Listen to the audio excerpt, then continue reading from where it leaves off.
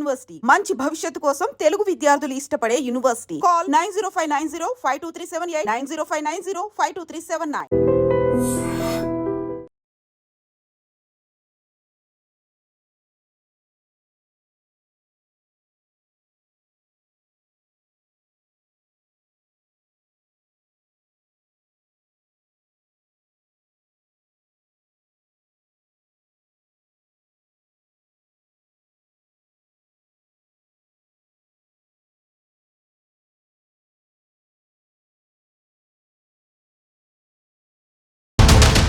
అనకాపల్లి జిల్లా కోటవరట్ల మండలం కైలాసపట్నంలో జరిగిన భారీ ప్రమాదం తీవ్ర విషాదకరమని చెప్పొచ్చు.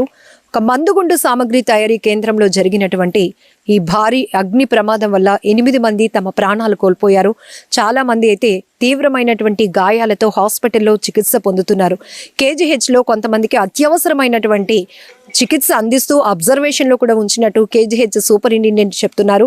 సో చాలా మందిని, కొంతమందికి గాయాల తీవ్రత తగ్గిన వాళ్ళకి మాత్రం స్థానికంగా ఉన్నటువంటి నర్సీపట్నం, అనకాపల్లి హాస్పిటల్స్లో ట్రీట్మెంట్ అందిస్తున్నారు. ఇక్కడ మనం చూడొచ్చు, ప్రమాదం జరిగినటువంటి ప్లేస్లో ఉన్నాం. మధ్యాహ్నం 1 గంట నుంచి ఇప్పటి వరకు నిరంతరంగా, ఇప్పుడు 9 అవుతోంది, 9 గంటల పాటు కూడా నిరంతరంగా ఇక్కడ అగ్నిమాపక సిబ్బంది, పోలీసులు, అధికార యంత్రాంగం అంతా శ్రమించడంతో పరిస్థితి పూర్తిగా అదుపులోనికి వచ్చినప్పటికీ కూడా ఇక్కడ మీరు చూస్తున్నారు విజువల్స్ లో పెద్ద పెద్ద కట్టడాలు, రూమ్స్ ఏవైతే ఉన్నాయో, సిమెంట్ గోడలతో ఉన్నటువంటి రూమ్స్, రేకుల షెడ్లు కూడా కకావికలం అయిపోయి ఎగిరి పడ్డాయి అని చెప్పొచ్చు. పూర్తిగా ఈ స్ట్రక్చర్ లో అయితే చించుబొడ్డి నుంచి తారా జువ్వల వరకు భారీగా మనం ఏవైనా సెలబ్రేషన్స్ అయినప్పుడు, ఏవైతే పెళ్ళిళ్ళ సందర్భంలో కానీ లేకపోతే చావు కార్యక్రమాలప్పుడు కూడా కొంతమంది ఈ తారా జువ్వలు వెలిగిస్తూ ఉంటారు. అలాగే దీపావళికి సంబంధించినటువంటి సామాగ్రి కానీ పూర్తిగా అన్ని కూడా A to Z మందుగుండు సామాగ్రి ఇక్కడ తయారవుతూ ఉంటుంది. దానివల్లే ప్రమాదం ఈ స్థాయిలో జరిగింది అని చెప్పుకోవచ్చు. అయితే ప్రమాదం జరిగినటువంటి స్థలాన్ని ఐడెంటిఫై చేసినప్పటికీ కూడా ఆ సరౌండింగ్ లో ఎక్కడ కూడా పవర్ కి సంబంధించి ఏమీ లేవు కాబట్టి ఇది షార్ట్ సర్క్యూట్ అయితే, షార్ట్ సర్క్యూట్ వల్ల జరిగిన ప్రమాదంగా అయితే మాత్రం 100% అనుకోవడానికి లేదు. కేవలం వీళ్ళేదో మందుగుండు సామాగ్రి తయారు చేస్తున్నప్పుడు ఒక చిన్న ఫైర్ నుంచి ఈ ప్రమాదం అలా పెద్దగా చేరిందనుకోవాలి. ఒక్కసారిగా భారీ శబ్దాలు రావడంతో ఇమీడియట్ గా సమాచారం అందుకున్నటువంటి అగ్నిమాపక సిబ్బంది, పోలీసులు ఘటనా స్థలానికి వచ్చినప్పటికీ కూడా ఇంకా పక్కన ఉన్నటువంటి రూమ్ లో కూడా అప్పటికే తయారు చేసి ఉన్నటువంటి మందుగుండు ఐటమ్స్ కి కూడా ఈ అగ్నికేలలు అంటుకోవడంతో ఇంకా ప్రమాద తీవ్రత పెరిగింది. దానివల్లే మొత్తం పూర్తిగా ఏ స్థాయిలో ఇక్కడ ఉందో చూడొచ్చు. ఐరన్ అయితే మెల్ట్ అయిపోయింది, ఆ రేకులు అయితే ఎగిరి పడ్డాయి, సిమెంట్ గోడలు కూడా ముక్కలు అయిపోయి సిమెంట్ పొడి రాలిన పరిస్థితులు ఇక్కడ కనబడుతున్నాయి.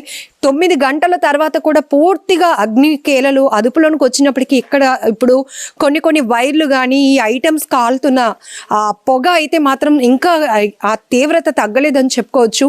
బట్ ఇదే స్థలంలో ప్రతిరోజు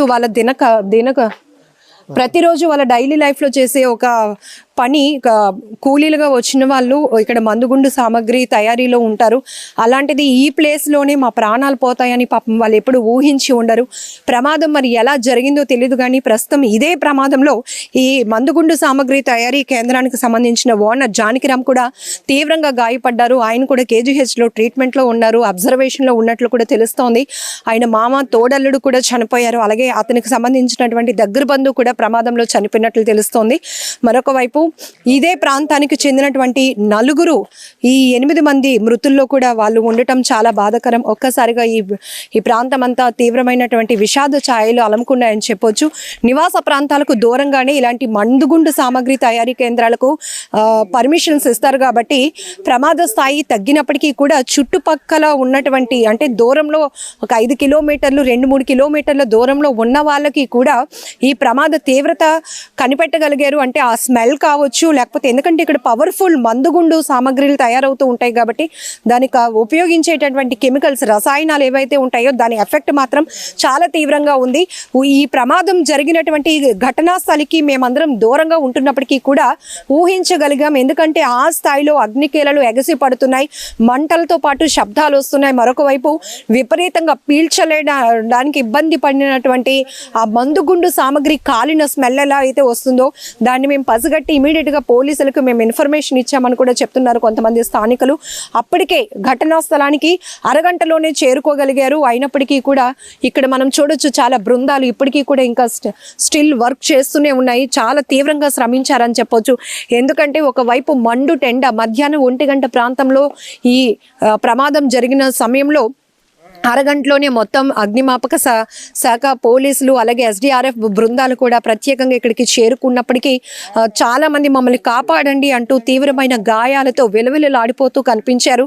కొంతమంది అయితే ఆ రేకుల షెడ్ స్ట్రక్చర్లో ఇరుక్కుపోయిన వాళ్ళని కూడా తొలగించటం, వాళ్ళని బయటకు రెస్క్యూ చేయడం కూడా చాలా టఫ్ జాబ్ అయిందని చెప్పొచ్చు. ప్రస్తుతానికైతే KGHలో చాలా మంది చికిత్స పొందుతున్నారు. ప్రభుత్వ ఆసుపత్రి లోకల్గా ఉన్న నర్సీపట్నం ఏరియా హాస్పిటల్లో కూడా కొంతమంది ట్రీట్మెంట్ తీసుకుంటున్నారు. వాళ్ళందరూ కూడా త్వరగా కోలుకోవాలని మనం కూడా భగవంతుని ప్రార్థిద్దాం. ప్రస్తుతానికైతే క్లూస్ టీమ్స్ అయితే ఘటనా స్థలికి చేరుకొని ఇక్కడ ఎటువంటి ఆధారాలు ఉంటాయి అనేది కూడా వాళ్ళు సేకరించే పనిలో ఉన్నారు. మనం చూస్తున్నాం యూనిఫామ్లో ఉన్నారు.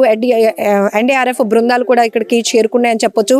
వీళ్ళంతా కూడా ఆంధ్రప్రదేశ్కి సంబంధించినటువంటి రెస్క్యూ టీమ్ మెంబర్స్ అనమాట. వాళ్ళు కూడా ఇక్కడికి చేరుకున్నారు. ఎందుకంటే ఇలాంటి విపత్తులు జరిగినప్పుడు ఖచ్చితంగా వాళ్ళ ప్రెజెన్స్ లేకపోతే కనుక చాలా వరకు ప్రాణ నష్టం ఎక్కువగా జరగడానికి అవకాశం ఉంటుంది. అలాంటిది ఇమీడియట్గా వాళ్ళు అలర్ట్ అవ్వడం వల్ల చాలా మందిని ప్రాణాలతో బయటికి రెస్క్యూ చేసి కాపాడగలిగారు. ఈరోజు కొంతమందైనా ట్రీట్మెంట్లో ఉండగలిగారు అంటే ఇమీడియట్గా ఇక్కడ వాళ్ళందరూ కూడా టీం వర్క్గా స్పందించినటువంటి ఆ తీరు కూడా ప్రతి ఒక్కరూ ప్రశంసించి తీరాల్సిందే. ఎందుకంటే చాలా ప్రమాదాలు చూస్తూ ఉంటాం కానీ మందుగుండు సామాగ్రి అంటే ఇక్కడే బాగా కెమికల్స్ ఉంటాయి. అలాంటి చోట ప్రమాదం, ఇదంతా ఓపెన్ ప్లేస్, అక్కడ కొండ చుట్టూ చెట్లు ఉన్నాయి.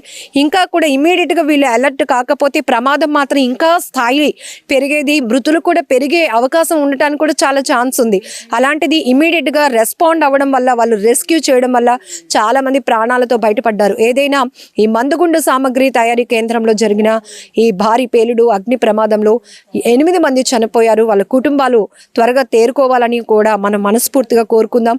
మిగతా వాళ్ళు ట్రీట్మెంట్లో ఎవరైతే అబ్జర్వేషన్లో ఉన్నారో, అత్యవసర ట్రీట్మెంట్ తీసుకుంటున్న వాళ్ళు కూడా త్వరగా కోలుకోవాలని ఆ దేవుణ్ణి ప్రార్థిద్దాం. అనకాపల్లి జిల్లా కోటవరట్ల మండలం కైలాసపట్నంలో జరిగినటువంటి మందుగుండు సామాగ్రి తయారీ కేంద్రంలో జరిగిన భారీ ప్రమాదంలో ఇప్పటికే 8 మంది చనిపోయారు. చాలా మంది తీవ్రమైన గాయాలతో బయటపడ్డారు. అయితే ఇలాంటి భారీ అగ్ని ప్రమాదాలు జరిగినప్పుడు మనం మొదటగా బిగ్ థ్యాంక్స్ చెప్పాల్సింది అగ్నిమాపక సిబ్బందికి అలాగే పోలీసులకు. వీళ్ళ సేవలు ఎంత చెప్పినా కూడా చాలా తక్కువే అని చెప్పొచ్చు. అంత అగ్నికేలలు ఎగసి పడుతున్నాయి. ఇంకొక వైపు తీవ్రమైనటువంటి ఎండ అయినప్పటికీ అక్కడ ఎవరైతే మమ్మల్ని కాపాడండి అంటూ వేస్తున్నటువంటి ఆ కేకలు మాత్రమే వీళ్ళకి వినిపిస్తాయి. మిగతా అక్కడ ఉన్నటువంటి ఎలాంటి సిచ్యువేషన్ అయినా ఎదురొడ్డి ఎంతో మంది ప్రాణాలను రక్షించడంలో అగ్నిమాపక శాఖ సిబ్బంది పనితీరును ప్రతి ఒక్కరూ ప్రశంసించి తీరాల్సిందే. ఈరోజు ఈ ప్రమాదంలో కూడా అది కూడా ఒక ఫ్యాక్టరీ కాదు, మందుగుండు సామాగ్రి తయారు చేసే కేంద్రంలో ప్రమాదం అంటే అక్కడ ఏ స్థాయిలో రసాయనాలు ఉంటాయో మీ అందరికీ తెలుసు. ఆ పేలుడు ధాటికి ఒక్కసారిగా చుట్టుపక్కల గ్రామాలన్నీ ఉలిక్కి పడినటువంటి పరిస్థితి. ఇమీడియట్గా సమాచారం అందుకున్న వెంటనే ఫైర్ ఇంజన్స్తో ఇక్కడికి చేరుకున్నటువంటి నర్సీపట్నం అగ్నిమాపక శాఖకు సంబంధించిన స్టాఫ్ అంతా కూడా ఉన్నారు. వాళ్ళతో ఒక్కసారి మాట్లాడదాం. ఇక్కడ మనం ప్రత్యక్షంగా మంటలు అదుపులోనికి వచ్చినప్పుడు సంఘటనా స్థలానికి వెళ్ళి ఆ ఘటన చూసినప్పుడు ఒక సిచ్యువేషన్, కానీ ప్రమాదం మొదలైన దగ్గర నుంచి దాన్ని పూర్తి కంట్రోల్ చేసే వరకు కూడా వీళ్ళు ఎంతగా శ్రమిస్తారో ఒక్కసారి వాళ్ళ మాటల్లోనే విందాం. స్వామి గారు, ఇక్కడికి మీరు వచ్చినప్పటికి సిచ్యువేషన్ ఎట్లా ఉందండి? మాకు కాలు 1 గంటకు వచ్చింది. కాలు వచ్చి ఇమ్మీడియట్గా వచ్చిన వెంటనే స్పాట్లోకి వచ్చాం. స్పాట్కి వచ్చిన తర్వాత ఇక్కడ పరిస్థితి చూసి నక్కపల్లి, యలమంచిలి అలాగే మా అధికారులు కూడా తెలియపరిచాం. వెంటనే వచ్చి స్పాట్లో పనిచేసి జరిగింది. 8 మంది చనిపోయారు. మిగతా కూడా మీ రాబడికి ఇంకా పేలుతున్నాయండి, ఇంకా పేలుతున్నాయి. కానీ మేము అలాగే వదిలేసుకొని పని చేసుకుని వాటర్ మొత్తం కొంత కూల్చేసి అలాగే యలమంచిలి, నక్కపల్లి తెలియపరిచాం. మొత్తం పూర్తి కంట్రోల్ అయిపోయింది. మొత్తం ఎన్ని ఫైర్ ఇంజన్స్ వచ్చాయి? ఎంతమంది స్టాఫ్ ఓన్లీ అగ్నిమాపక శాఖ నుంచి పాల్గొన్నారు? అగ్నిమాపక శాఖ మూడు వెహికల్స్ వచ్చాయమ్మా. నర్సీపట్నం, యలమంచిలి నక్కపల్లి సుమారు మొత్తం 22 మంది వచ్చాము అందరమే. మా అధికారులు, మా డిఎఫ్ఓ గారు, ఆర్ఎఫ్ఓ గారు, అలా మా స్టాఫ్ అంతా వచ్చి దగ్గర అన్ని పనిచేసి అంత క్లియర్ చేసాము. మీకు ఎన్ని గంటలప్పుడు ఇన్ఫర్మేషన్ వచ్చింది? మీరు వచ్చినప్పటికీ ప్రమాద స్థాయి ఎలా ఉంది? అక్కడ ఉన్నటువంటి సిచ్యువేషన్, అప్పటికే స్పాట్లో 6 చనిపోయి ఉన్నారు, ఇంకొక 2 తర్వాత చనిపోయారు, చాలా మంది తీవ్రమైన గాయాలు, దానికి తోడు తీవ్రంగా ఎండ ఒకటి. ఎట్లా ఉంది అసలు సిచ్యువేషన్? మీ రాబడి తీవ్రమైన మొత్తం ఫైర్ ఉందమ్మా. ఫైర్ ఉన్న తర్వాత మేము ఏం చేసామంటే ఈ ఊజి పేలుతున్నాయి, ఈ జువ్వలు పేలుతున్నాయమ్మా. జువ్వ పేలుతుంటే మా మీద పడుతున్నాయి. కానీ మా సిబ్బంది మేము కూడా అలా ప్రాణాలు తెగించి మేము అంతా చేసామమ్మా. ఇమ్మీడియట్గా మా బండి మళ్ళీ చాలకపోతే యలమంచిలి నక్కపల్లి మళ్ళీ వెహికల్స్ 8 అవర్స్ పెట్టాము కంట్రోల్ చేయడానికి. మొత్తం ప్రెజెంట్ క్లియర్లో ఉందమ్మా. లోకరాజు గారు, ఎన్ని గంటలు టైం పట్టింది? ఎంత సేపటి నుంచి మీరు శ్రమిస్తూనే ఉన్నారు? 1:30కి రీచ్ అవడం జరిగింది మేడం. 1:30 నుంచి ప్రజెంట్ ఇప్పటి వరకు వర్క్ చేస్తూనే ఉన్నాం మేడం.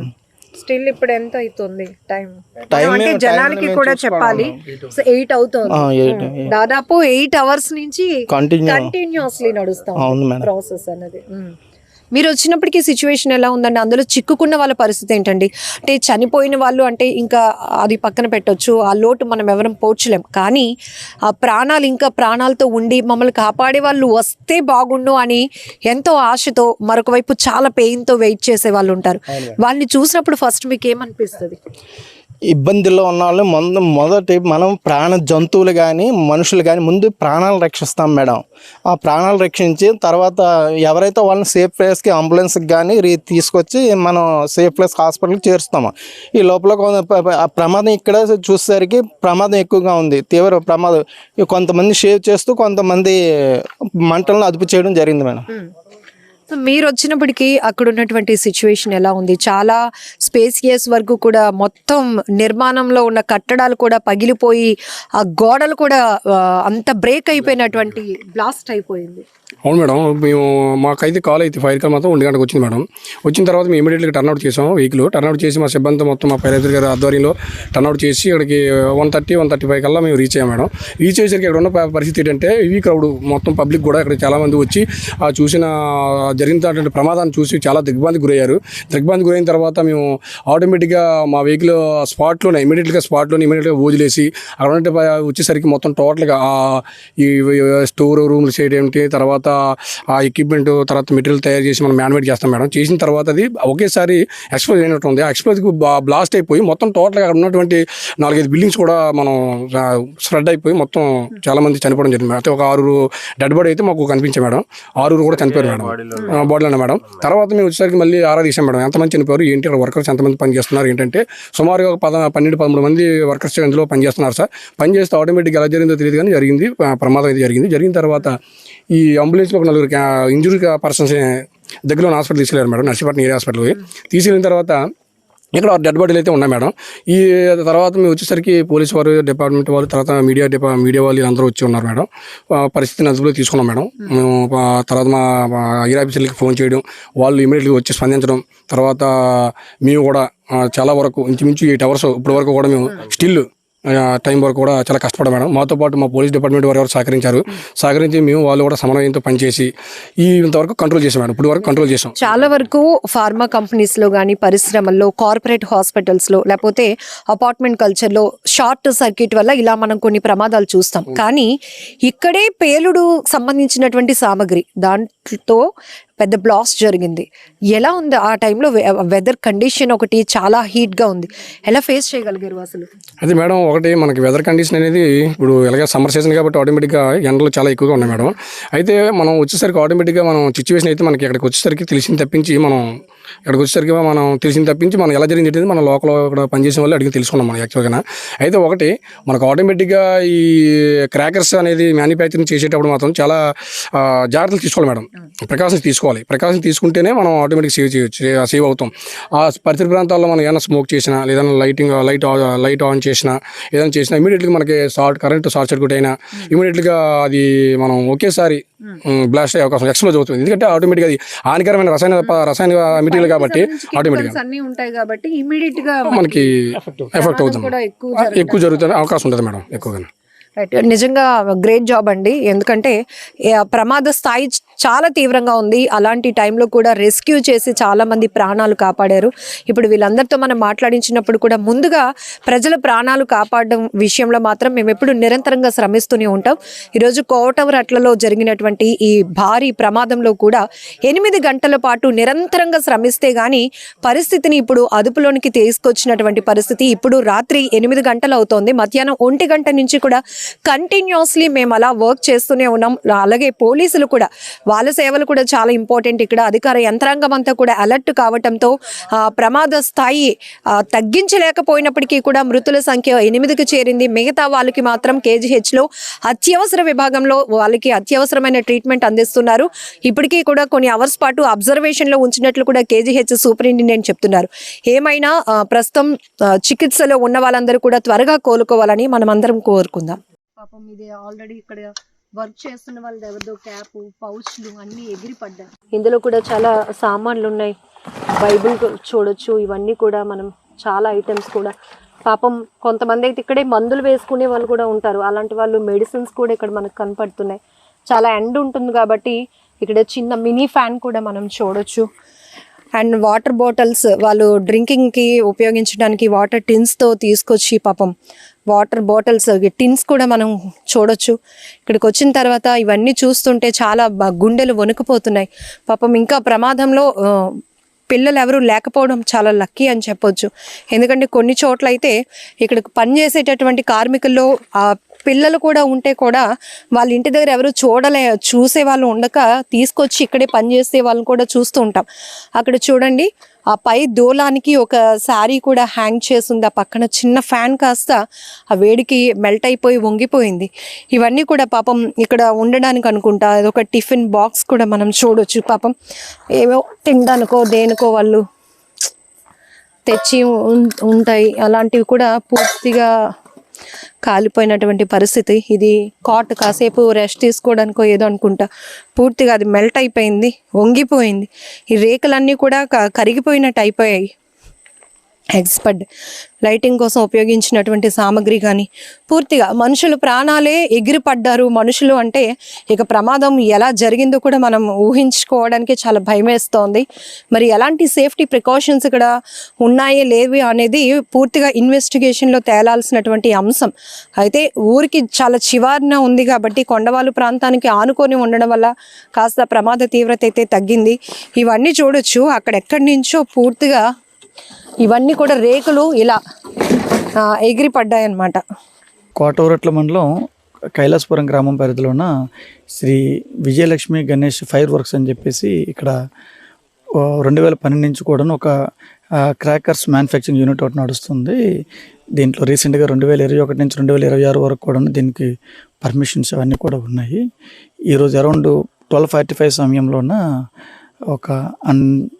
ఒక ఈ సంఘటన జరిగింది. ఈ ఫైర్ మ్యానుఫ్యాక్చరింగ్ యూనిట్ దగ్గర బ్లాస్టింగ్ జరగడంతో టోటల్గా ఒక 8 మెంబర్స్ వరకు చనిపోవడం, ఇంకొక 8 మెంబర్స్ వరకు గాయపడి కేజీహెచ్ను నర్సీపట్నం హాస్పిటల్లో ఉండడం అనేది జరిగింది. దీని మీద దర్యాప్తు అంతా కూడా కొనసాగుతుంది. ఫోరెన్సిక్ సైన్స్ వాళ్ళు, తర్వాత క్లూస్ టీమ్ వాళ్ళు ఇలాగంతా కూడా వచ్చి సరైన ఆధారాన్ని కూడా కలెక్ట్ చేస్తున్నారు. 8 మంది, 8 మెంబర్స్ చనిపోయారు, ఇంకా 8 మెంబర్స్ హాస్పిటల్లో ఉన్నారు.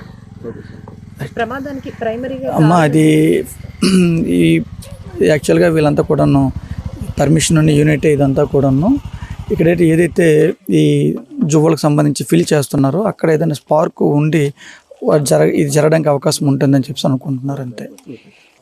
రైట్. మృతులమ్మ అందరూ కూడా అరౌండ్ 40 ఇయర్స్ వాళ్ళంతా మ్యాక్సిమం అంతా కూడా ఉన్నారు. అరౌండ్ 40 ఇయర్స్ అంతా కూడా శతగాత్రులు కూడా ఇంచుమించు అంతే ఉన్నారు. ఎవరికి 60 ఇయర్స్ ఉన్నాయి తప్పితే అందరూ కూడా అరౌండ్ 40. అందరూ కూడా కైలాసపట్నం ఈ విలేజర్స్ చుట్టుపక్కల వాళ్ళు. ఒక సామర్లు కూడా చెందినటువంటి ఒక లేడీ ఒకరు చనిపోయారు. ఆ ఇంజూర్డ్ కూడా ఆమె భర్త ఎవరో ఒకరు ఉన్నారు. ఆయన ఎవరైతే రిజిస్టర్డ్ ఓనర్ ఉన్నారో పెరెడ్డి పున్నయ్య అనుకుంటానని పేరు, అతను కూడా చనిపోయినారు. ఆయన కూడా చనిపోయినారు. జానకిరామ్ గారు కాదు, మరి రికార్డెడ్ ఓనరు పెరెడ్డి పున్నయ్యమ్మ, ఆయన కూడా చనిపోయినారు. రైట్. జానకిరామ్ గారు కూడా ఆయన తోడలు కోవర్కరు, అతను కూడా ముద్దాయిగా మనం ఇందులో యాడ్ చేయడం జరిగింది.